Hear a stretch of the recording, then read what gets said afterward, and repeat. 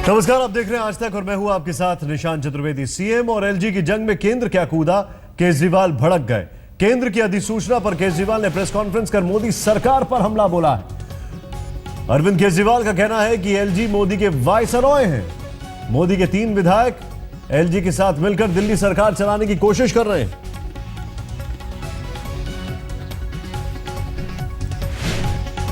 LG है मोदी के viceroy, Arvind Kejriwal का यह हमला है।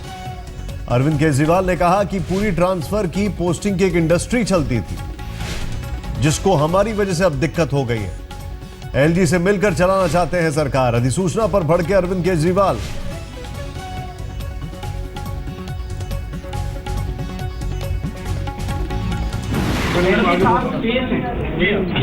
लेफ्टिनेंट गवर्नर साहब फेस हैं, जंग साहब फेस हैं। जंग साहब को कोई कंट्रोल में नहीं है, हर चीज का ऊपर से ऑर्डर आता है, हर चीज का ऊपर से वो आता है। तो जंग साहब तो चेहरा है असली। देखिए हो क्या रहा है, जैसे जब हम लोग आजाद, भारत आजाद नहीं था, गुलाम था, तो लंदन था, लंदन में महारानी बैठती, क्वीन ऑफ इंग्लैंड बैठती, तो यहाँ वाइसरॉय होते थे। अरे मैडम, वहाँ से आदेश आते थे, वहाँ से नोटिफिकेशन आते थे और यहाँ से बैठे। तो एलजी साहब वाइसरॉय हैं इनके, और पीएमओ लंदन है।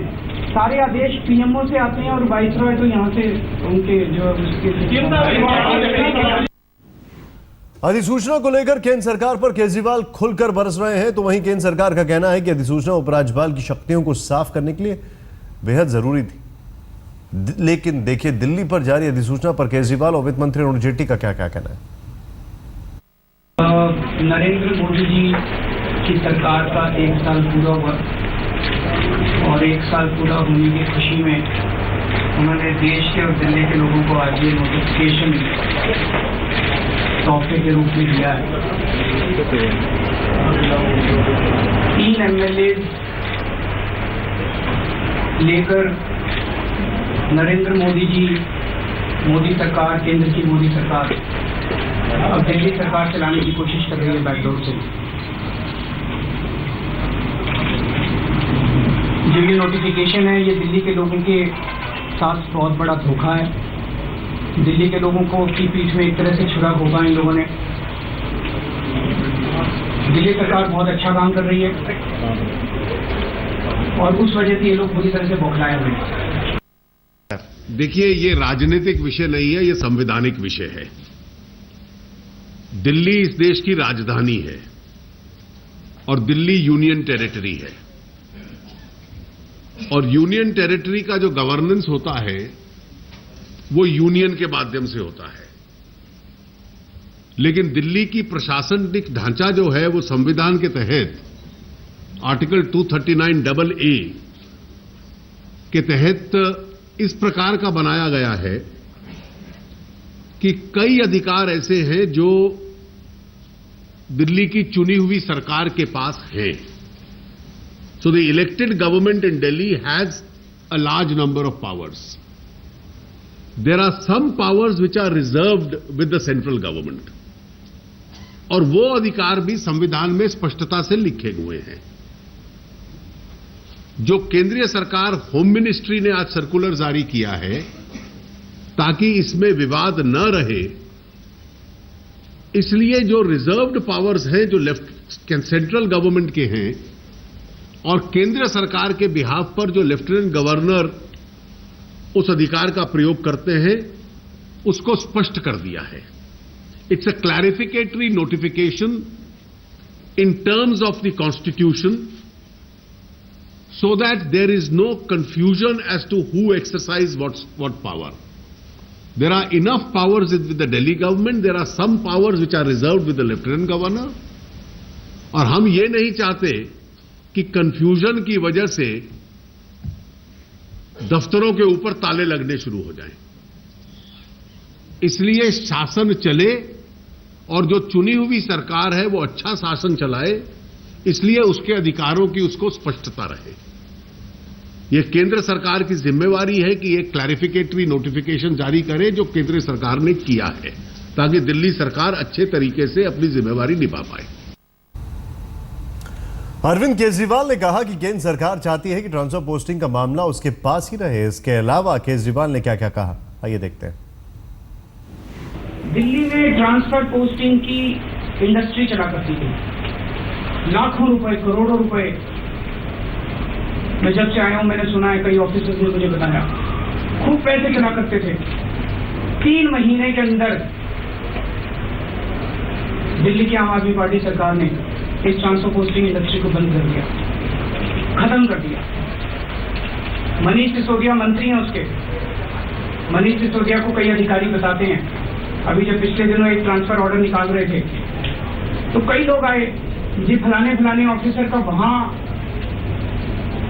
पोस्टिंग कर दो। एक पर्टिकुलर पोस्टिंग के लिए खूब सिफारिशें चल रही थी, तो मनीष ने पता किया तो पता चला यहाँ पे कितने पैसे बन गए। ये सारी इंडस्ट्री को बंद कर दिया। अभी जितने भ्रष्टाचारी थे जो पैसे देके ट्रांसफर कराया करते थे, वो सारे दौड़े दौड़े गए, राजनाथ सिंह जी के पास गए, नरेंद्र मोदी जी की सरकार के पास गए, पीएमओ में गए, और अब ये सारी ट्रांसफर की पावर अपने अंडर में लेना चाहते हैं।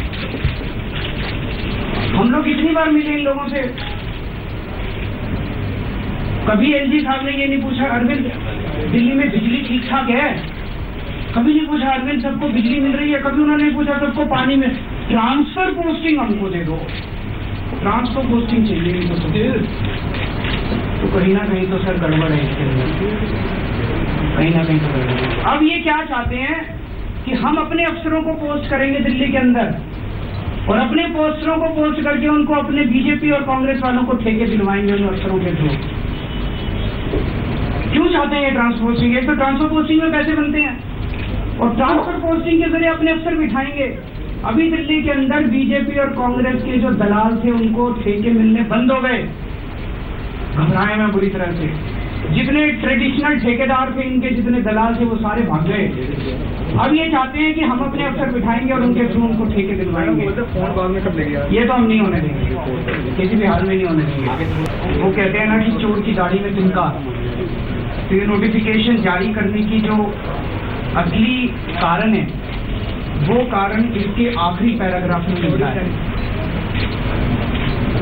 Anti corruption branch police station shall not take any cognizance of offences against officers, employees and functionaries of the government। जैसे दिल्ली के अंदर दिल्ली सरकार बनी है, दिल्ली में भ्रष्टाचार में भारी कमी आई है।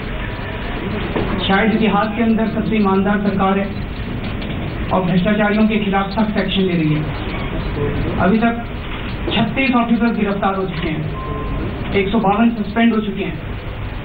कहीं भी आप चले जाइए दिल्ली के अंदर, भ्रष्टाचारियों के मन में खौफ है। उस खौफ ने आज इस नोटिफिकेशन को जन्म दिया है। इस नोटिफिकेशन में लिखा है कि केंद्र सरकार के अधिकारियों और ऑफिशियल्स के खिलाफ, मंत्रियों के खिलाफ एक्शन नहीं लिया जाएगा भ्रष्टाचार। कहीं ना कहीं तो दाल में काला है, किसी ना किसी को बचाने की कोशिश की जा रही है। तो हम नरेंद्र मोदी जी से पूछना चाहते हैं कि वो कौन लोग हैं जिनको इस नोटिफिकेशन के जरिए बचाने की कोशिश की जा रही है? क्यों डर गए? अगर किसी ने भ्रष्टाचार किया है तो उसके खिलाफ एक्शन होना चाहिए। इस नोटिफिकेशन को कह रहे हैं the anti corruption branch police station shall not take any cognizance of offences.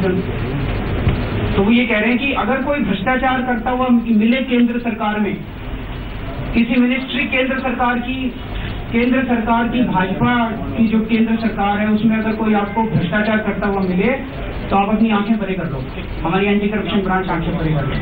It's not about backing. देखिए जो आप केजरीवाल और जंग के बीच में लड़ाई, केजरीवाल की जंग साहब से जंग नहीं है, हमारी लड़ाई भ्रष्टाचार से है। और केंद्र में बैठी हुई नरेंद्र मोदी सरकार पूरी तरह से घबरा गई है। 67 सीट जब से आई है इनकी जड़ें हिली हुई हैं बुरी तरह से। वो दिल्ली के अंदर अड़चने पैदा कर रही है और उनकी सारी अड़चने के बावजूद दिल्ली सरकार काम करती जा रही है, दिल्ली सरकार काम करती जा रही है। वक्त एक छोटे से ब्रेक का, आप देखते रहिए आज तक।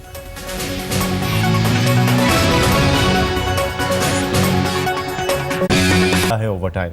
जेटली ने कहा कि पहला साल देश को दिशा देने का साल था। वित्त मंत्री ने सरकार को सबसे बड़ी उपलब्धि भ्रष्टाचार मुक्त शासन बताया। So every department has been working overtime in this last 1 year it's been an important year, a directional year, and a direction at a very fast pace. और ये संकेत देता है कि आने वाले वर्षों में सरकार और देश की दिशा क्या होगी। पहले हम स्पष्ट कर लें कि 55 दिन वेकेशंस के लिए जाना वो एक विदेशी यात्रा होती है और देश का प्रतिनिधित्व करना, स्टेट विजिट्स पे जाना, वो दूसरे प्रकार का कार्यक्रम होता है। वक्त हो गया एक छोटे से ब्रेक का। आप देखते रहिए आज तक। और अरुण जेटली की जो प्रेस कॉन्फ्रेंस चल रही थी, इसी प्रेस कॉन्फ्रेंस में उन्होंने बीफ बैन पर आज तक के सवाल पर मुख्तार अब्बास नकवी को नसीहत दे डाली। जेटली ने कहा कि ऐसे बयानों से बचना चाहिए। कल मुख्तार अब्बास नकवी ने मंथन आज तक के मंच पर कहा था कि जिसे बीफ खाना है वो पाकिस्तान चला जाए। अब या कोई भी व्यक्ति बीफ के मीट के खाए बिना मर रहा है तो पाकिस्तान चले जाइए, अरब चले जाइए, और जगह पे दुनिया के और कोनों में मिलता है। आप या कोई भी व्यक्ति बीफ के मीट के खाए बिना मर रहा है तो पाकिस्तान चले जाइए, अरब चले जाइए, और जगह पे दुनिया के और कोनों में मिलता है। You have to say about the controversial statement made by ministers. Like yesterday, Mukhtar Abbas Naqvi said that those who want to eat beef should go to Pakistan.